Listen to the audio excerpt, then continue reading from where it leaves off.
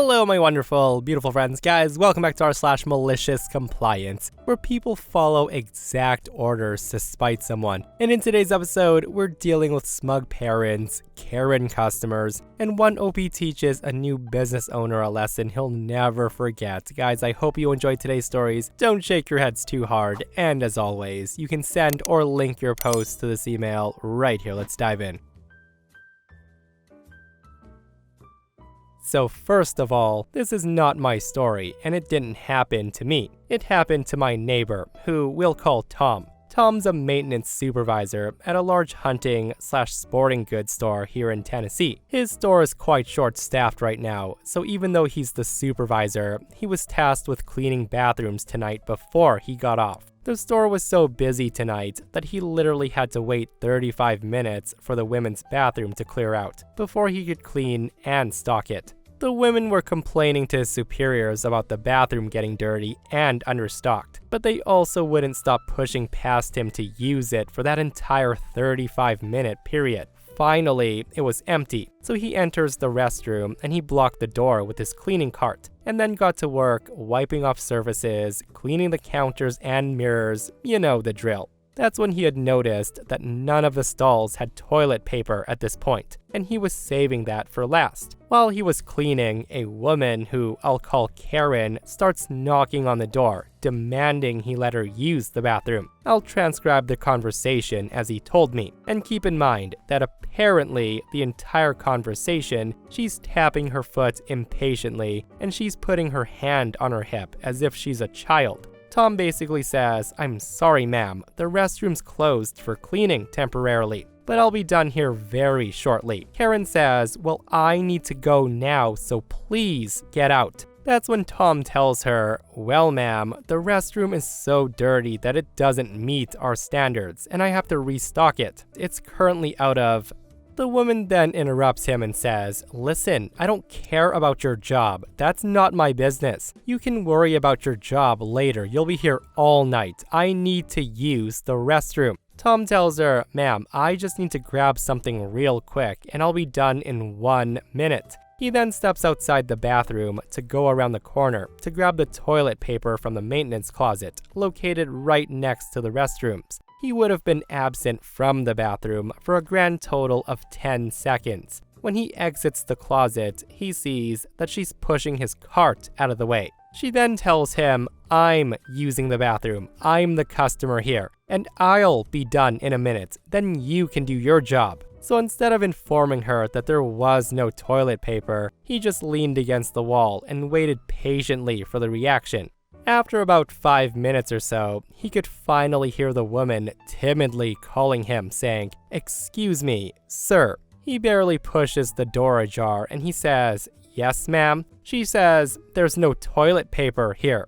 Tom says, "Yes, ma'am. That's what I've been trying to tell you. That's the only thing left I had to do." Now here's the good part. He ended up walking to the break room to grab a female coworker who was on break to hand a roll of toilet paper to Karen. The woman had to wait 10 minutes on the toilet while the female coworker slowly finished her break and made her way there. He told me the feeling of validation he felt when she left made his entire crappy night better. And there's some karma right there, right? Can't say Karen didn't deserve that. Like, just let people finish talking, for goodness sake. And seriously, I also love how Tom took his sweet time and on purpose walked all the way to the break room to find a female employee to deliver toilet paper to Karen. And this person comments, "Better person than I am. I would have just walked off."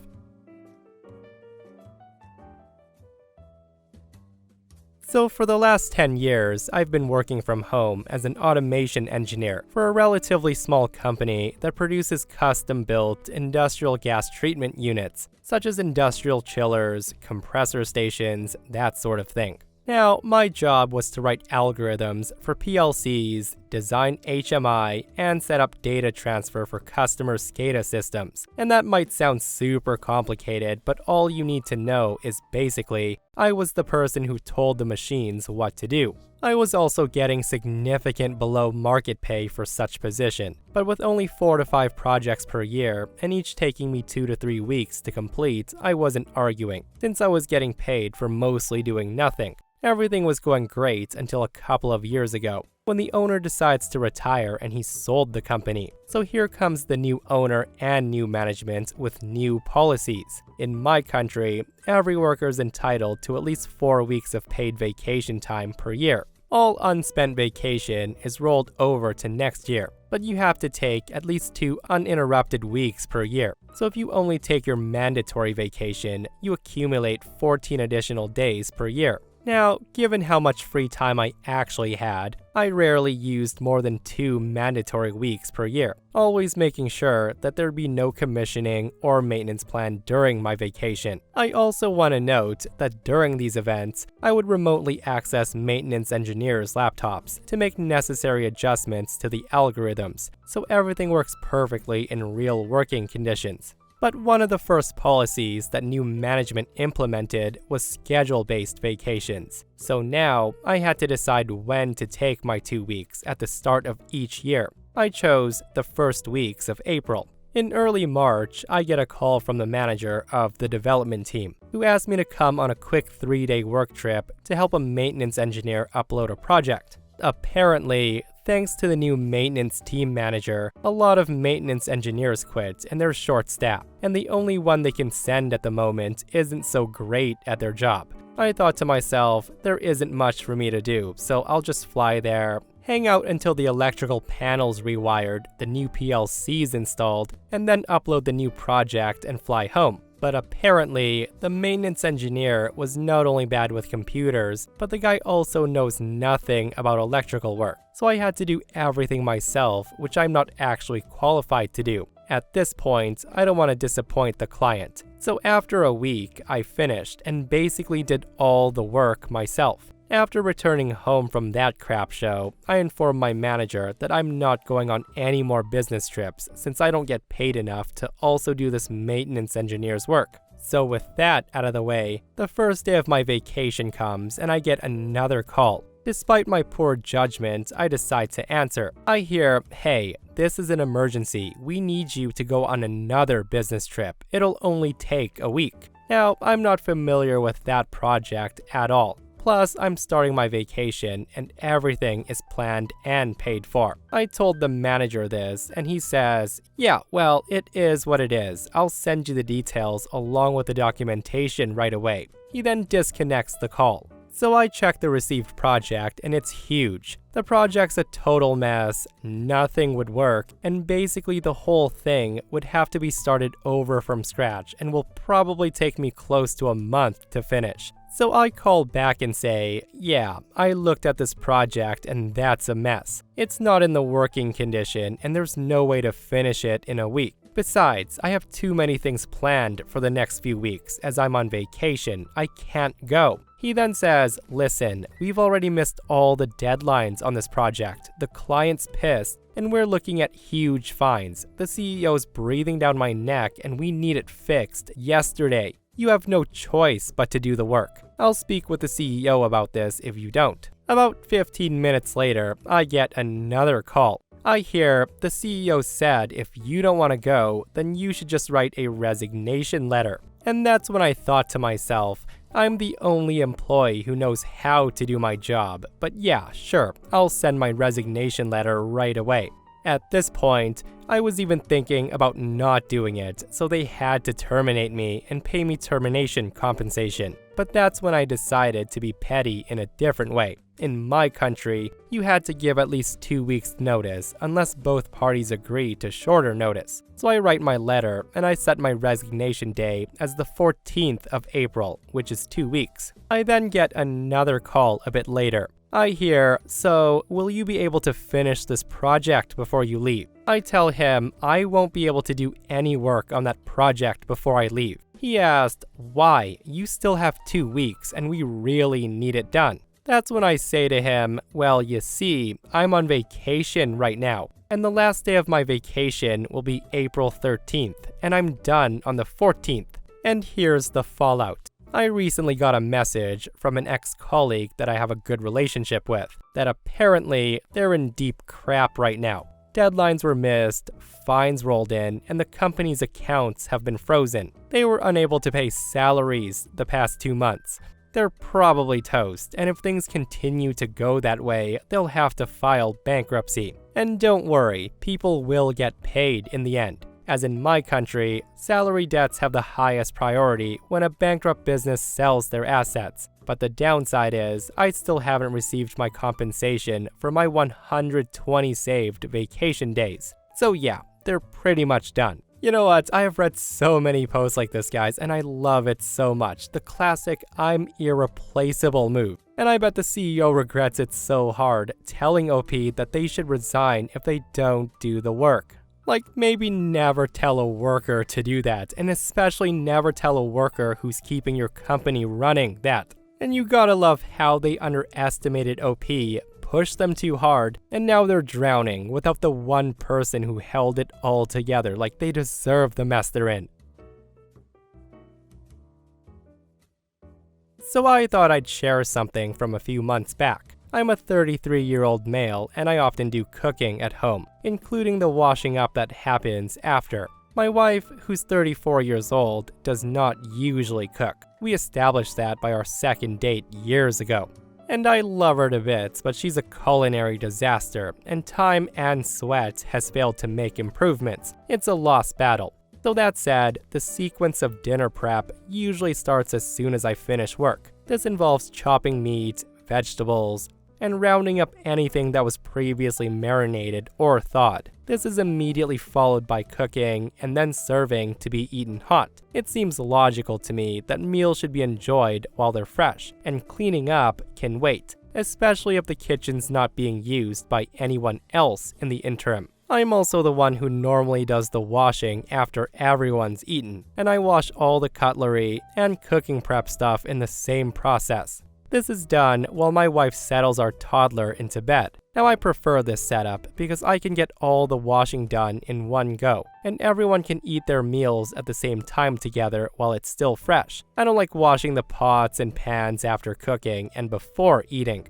My wife, however, seems to get annoyed at this. Every now and then, while I'm cooking, she walks in and she'll start complaining, making notes that I should pack this and that up, and that I should clean the board while waiting for the stir-fry to finish. Sometimes, there's literally no downtime for certain dishes, especially with several to serve before it gets too late for the toddler. And just to be clear, I certainly clean some things as I go, especially when it concerns raw meats or things I need to put back in the fridge. I'll wipe down if there's any offensive spills, but for things like chopping boards, empty packages, or condiments, I'll just leave them on the bench top until I'm done, or when I'm washing up. These are things that I don't feel pose risks or have an urgency to be put away, other than making the kitchen look tidy during cooking. I'm happy to be proven wrong. Anyways, one day, for whatever reason, my wife got really snarky and she snapped at me because I left the chopping board out next to the pans, saying it's not hard to clean as I cook. I just thought, whatever, fine. So for the next meal, I made sure to clean everything I touched as I started my meal prep. I had made sure that my little one had her dinner, so there's no harm drawing this out. Need to open a can of sauce, I'd better wash down the can opener and dry it before we start. Gotta wipe down the whole kitchen top too. If I dropped a garlic clove, I'd better give the whole kitchen floor a good scrub. And is that a bit of charred residue on the stove? Better degrease the entire area. You get my drift. By now, my wife's put the little one to sleep. So 3 hours later, the kitchen's sparkling. Literally. The pasta's not entered the water and the sauce materials haven't touched the pan. The wife asked, "Where's dinner?" I tell her I haven't started cooking because I still need to clean the fridge. There were some stains under the tomato tray.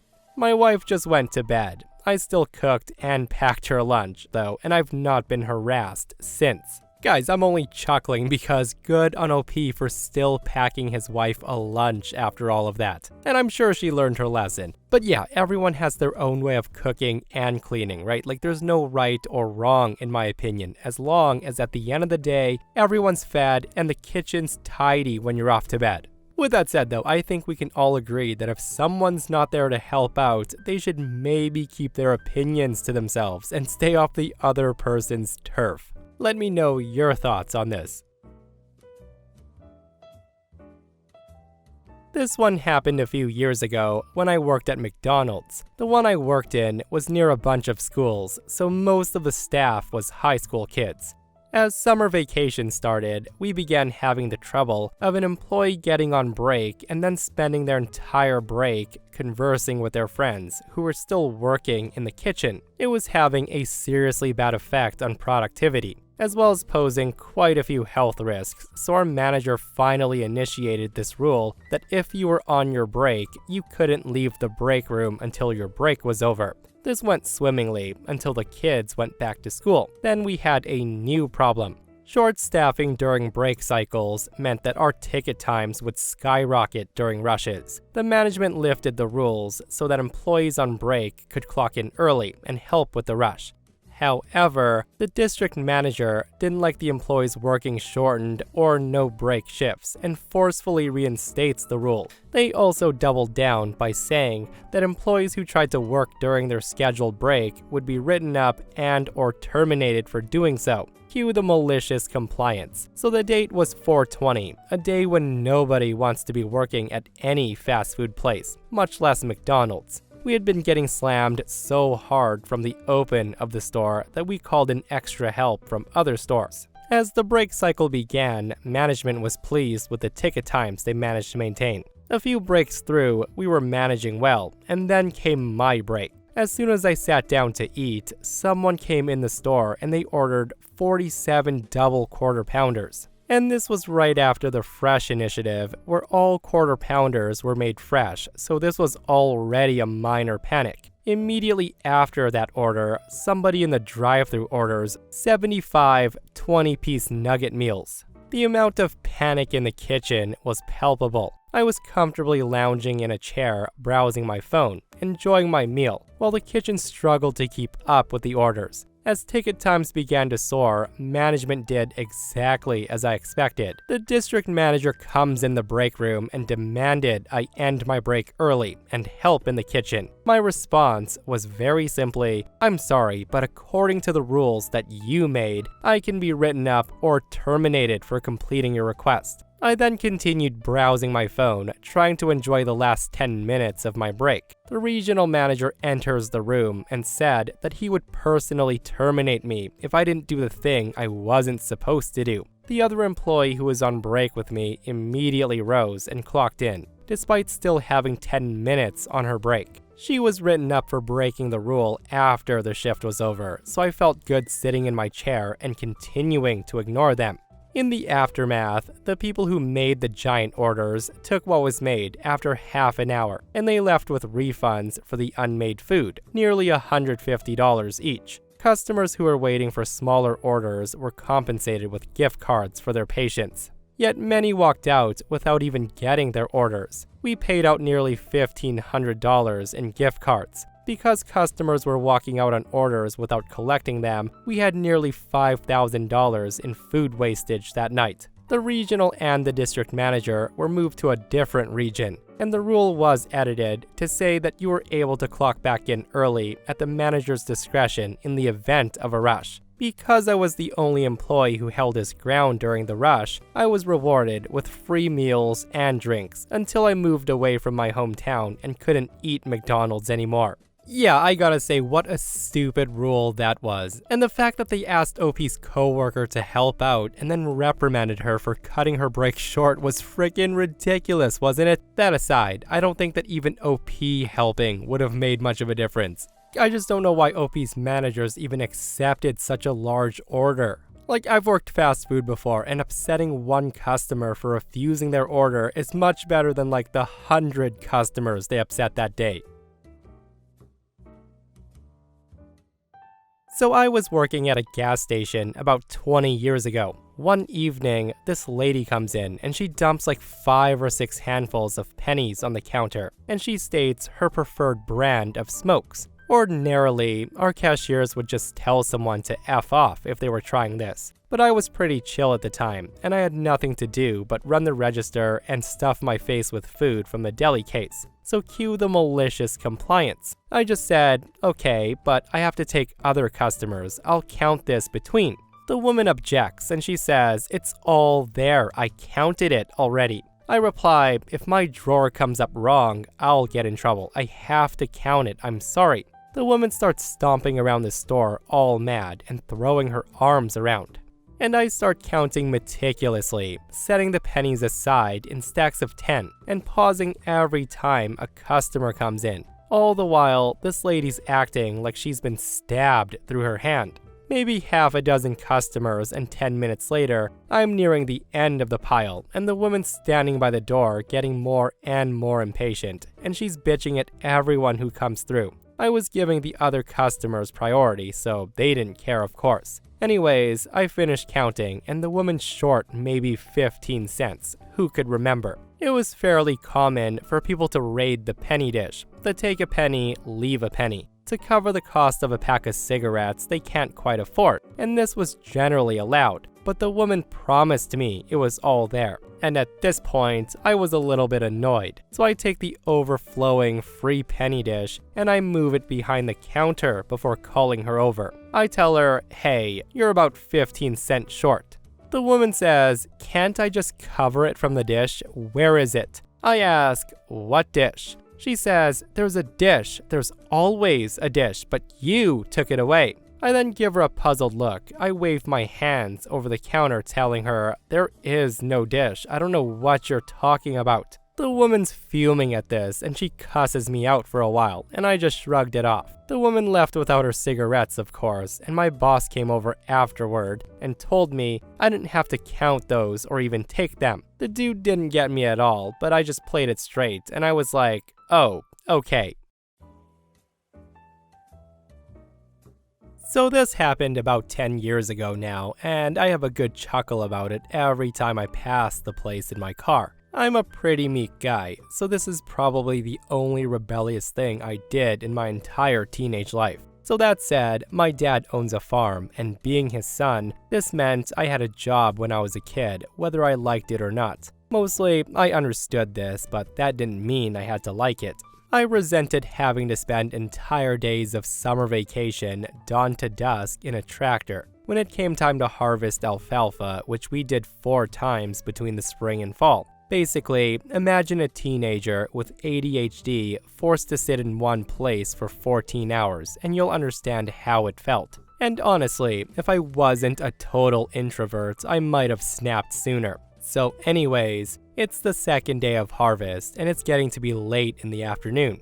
I've spent about 20 hours total in a haybind by this point over the past few days, and I ask my dad which fields to cut next, and I ask him when I'll be done, hoping in vain that I can leave and go play video games or whatever. And this is where that line comes in. He says, I'll pick you up at dark. Little does he know that my little teenage heart is clenching with righteous anger for all this wasted time. So several hours pass, and I'm understandably getting pretty irritable. It starts getting dark, and guess what? No sign of my dad. At the time, it was becoming a bit of a recurring joke in my family how my dad was always late, so I knew I was in for the long haul. And then it occurred to me, and the malicious compliance begins. My dad said he would pick me up at dark, and he wasn't picking me up. So that must mean it wasn't dark yet. And what don't you need if it's not dark outside? That's right, headlights. So I continue going back and forth on this wide, empty field, squinting as the lights continue to fade after sunset, and I stubbornly refuse to turn on the headlights. I can easily see the edges of the field, of course, but everything else is blending in pretty well. I start purposely and accidentally leaving some shark fins, which are what we call the mistakes that haybind operators leave between rows when they don't get any alfalfa.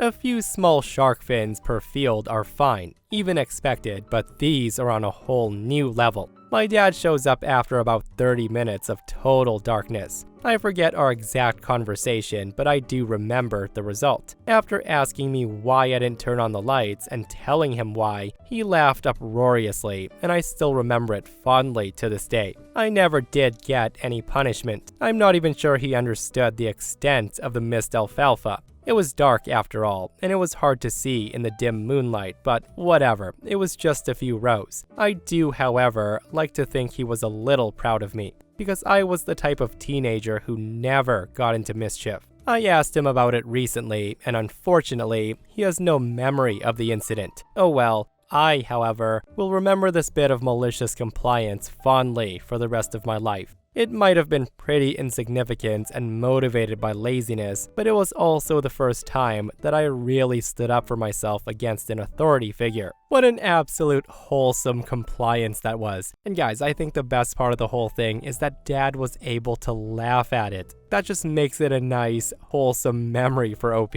I also want to add that I was expecting something crazy unfortunate to happen in the dark because the internet has ruined me. And this person shares a malicious compliance they pulled on their mom. And it says, growing up, cleaning was always a major issue at home, especially with my mom. Nothing was ever done to her standards, and this led to a lot of fights. One summer day, when I was a teenager, we had a cleaning day, during which my mom told me to clean the bathroom that my sister and I shared, top to bottom. It was my last chore, and I cleaned it, but not thoroughly enough. I was asleep in bed that night when my mom burst in, already in a bad mood I guess, and she flipped my lights on and she starts yelling at me to go clean the bathroom properly. That particular night, I was just too tired and too done with being screamed at, and I said I would do it tomorrow and to let me sleep please. Well, this only made her angrier, and she told me to clean the bathroom now or get out of her house. She was likely bluffing, and it was something she said often, but for once, I felt bold enough to call that bluff. Besides, it was clear that she wasn't gonna let me sleep anytime soon. So I immediately get out of bed, grabbed my backpack, hopped on my bike, and left. My mom yelled at me the whole way out the door. I biked to my best friend's house, whose mom was more than happy to let me stay over. Now, there wasn't any super satisfying conclusion to this little rebellion. I just stayed at my friend's house for 2 days, hanging out and going to the park while still in my pajamas. And immediately after that, I was already set to go on a week-long volunteer trip in a different state. My mom didn't text me or otherwise say a word, and when I finally returned home, she pretty much pretended like nothing happened. But that felt triumphant enough for me because I knew there was no way that she'd ever apologize or say that she'd overreacted. However, she never played the obey me or get out card ever again. And that, my friends, brings us to another end of r / malicious compliance. Guys, I hope you enjoyed today's stories. If you did, hit that thumbs up. And if you're not subscribed, consider subscribing so you don't miss these crazy stories. And if you missed the last episode on the channel, it's an r / entitled People episode, where psycho Karens are getting their lives ruined, guys. Go check it out if you haven't. And myself and Stevie Boy will see you guys in the next one. We love you.